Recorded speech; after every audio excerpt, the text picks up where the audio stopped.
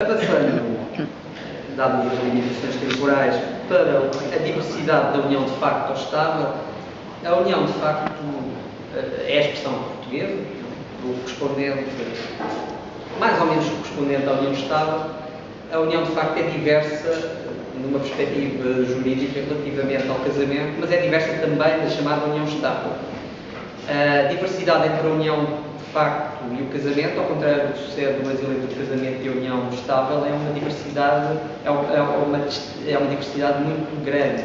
Há uma grande distância entre uma realidade e a outra, na medida em que podemos dar alguns exemplos. No caso do casamento, se nós podemos encontramos a verbalização, a referência a uma obrigação de plena comunhão de vida, ou plasmado no artigo 1672 a consagração de deveres. No caso da união de facto, o que encontramos, e se encontramos também no caso do casamento, um extenso estatuto patrimonial. No caso da união de facto, encontramos disposições legais limitadas, encontramos uma lei que não se chama tecnicamente lei da união de facto, mas uma lei que adota medidas de proteção dos que vivem em união de facto, e que no fundo não consagra essa obrigação, não consagra expressamente esses deveres, não prevê a existência de um regime de bens ou a possibilidade de optar por ele.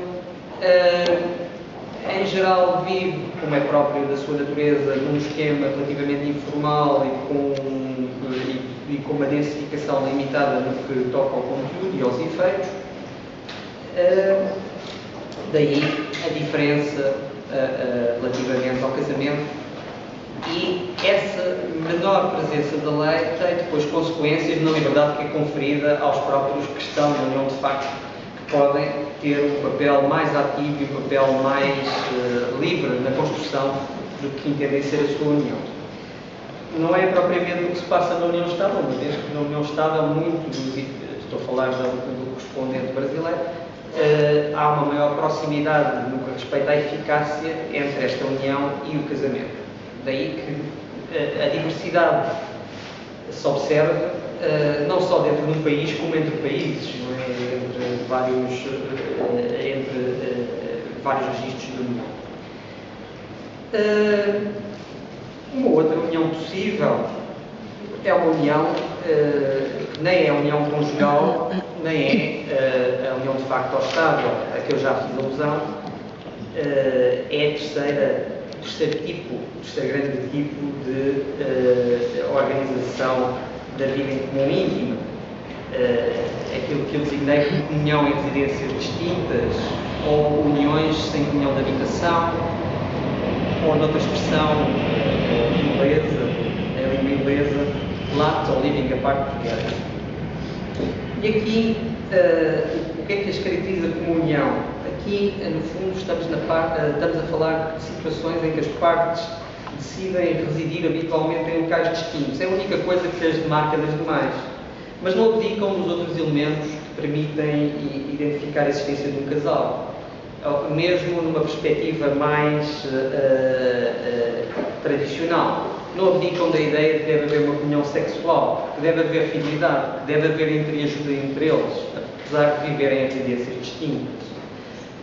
Têm a intenção de viver a dois, mas não residem, nem pretendem residir no mesmo local. É o único elemento diferenciador. Que resposta e que consagração encontramos desta possibilidade no direito português? No momento, nenhuma. O legislador regula o casamento, regula a união de facto, mas não se ocupou desta situação. Embora ela pudesse ser pensada, quer, entre aspas, a título experimental para iniciar uma relação, quer em título de liquidação de uma relação pré-existente. Quando as coisas já se tornam muito intensas, mas é uma última oportunidade, um afastamento sem levar à própria corte, à própria extinção. Mas não foi consagrado e talvez fizesse sentido para permitir uma pluralidade e uma alternativa. E algo que atravessa todas estas uniões, e pode ocorrer em todas, é que elas não sejam as primeiras, podem ser as segundas. Podem ser segundas uniões que originam famílias recompostas ou reconstituídas. Podem ser segundas uniões conjugais, de facto, ou em residências distintas. Tanto pode ser a primeira a conjugal, como pode ser a segunda. E aí há famílias recompostas ou reconstituídas se, entre aspas, há lastro de outra união, se há prol de outra união, se há ligações de outra união, e não há o fechar da porta à outra união, mas se há apenas, só estamos no capítulo monogâmico, não é? Apenas ao parceiro da outra união. E isso, estamos também a falar de realidades distintas e que devem ser cuidadas e que são diversas. E estamos a falar apenas de tipologias. Em suma, eu diria que estão ultrapassados os tempos do monismo familiar, do casamento enquanto única união legítima, que era permitida somente a pessoas de sexo diferente. Tempos em que havia, nesse quadro de união legítima, pessoas de sexo diferente, com uma cerimónia prévia, em que havia homens a chefia do lar, e em que o casal se orientava segundo regras que eram ditadas por um padrão social que era uniforme, correspondia ao que era dominante e que não era discutível. Atualmente são aceites tipologias de uniões, sem barreiras quando o sexo dos membros é o mesmo, sem barreiras quando não há uma cerimónia prévia, sem barreiras quando cada uma das pessoas opta por viver em residências distintas, se calhar com menos estranheza quando se trata de passar a uma segunda união e articular essa segunda com algumas pessoas que surgiram de força da primeira. E essa recondução de uma união a possíveis tipologias não impede as partes de construir de alguma forma o seu relacionamento. As partes não se encerram numa redoma com limites precisos. Elas beneficiam de certa liberdade na configuração da sua comunhão, embora ela possa ser cientificamente, à distância, enquadrada numa determinada tipologia.